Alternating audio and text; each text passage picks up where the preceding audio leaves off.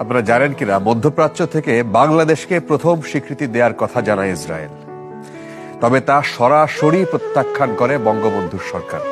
গেল 5 দশকেও তেল আবিবের সাথে কোনো ধরনের সম্পর্ক গড়েনি বাংলাদেশ, বরং ফিলিস্তিনিদের উপরে ইসরায়েলি বর্বরতার শুরু থেকেই সরব বাংলাদেশ।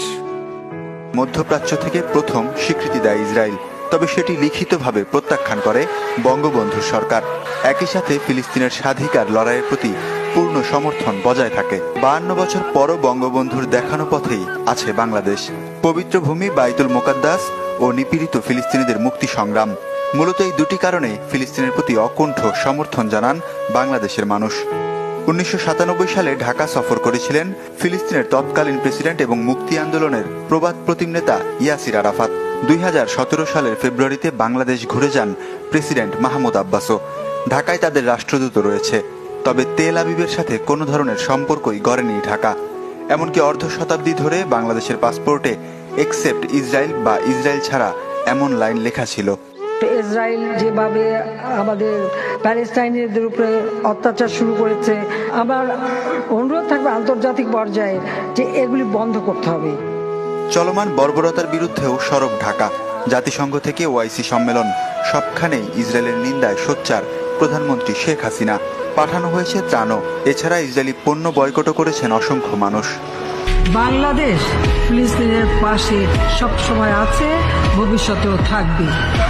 একজন মা হিসেবে, রাজনীতিবিদ হিসেবে আমি বিশ্ব নেতাদের কাছে অনুরোধ করব, আপনারা বন্ধ করেন এই যুদ্ধ, বন্ধ করেন এই অস্ত্রের খেলা, এই অস্ত্র প্রতিযোগিতা।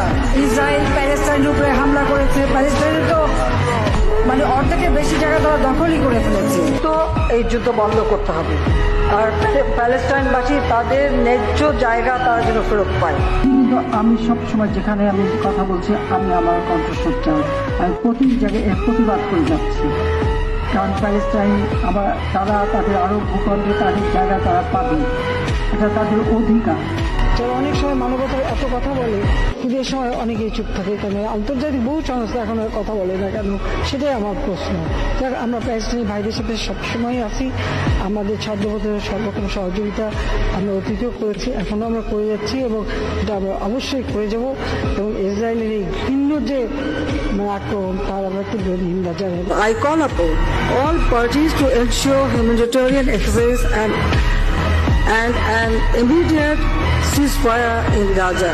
তো প্রত্যেকটা মসজিদে জুম্মার পরে এবং অন্যান্য ধর্মীয় প্রতিষ্ঠানগুলিতে যেন তাদের জন্য দোয়া এবং প্রার্থনা করা হয়। আর শনিবারে আমরা একটা দিন আমরা শোক দিবস ঘোষণা করেছি, সেই দিন আমাদের পতাকা অর্ধনমিত থাকবে। About Gaza, we always against any genocide. What is happening in Gaza, I feel it's a genocide, so we never support it.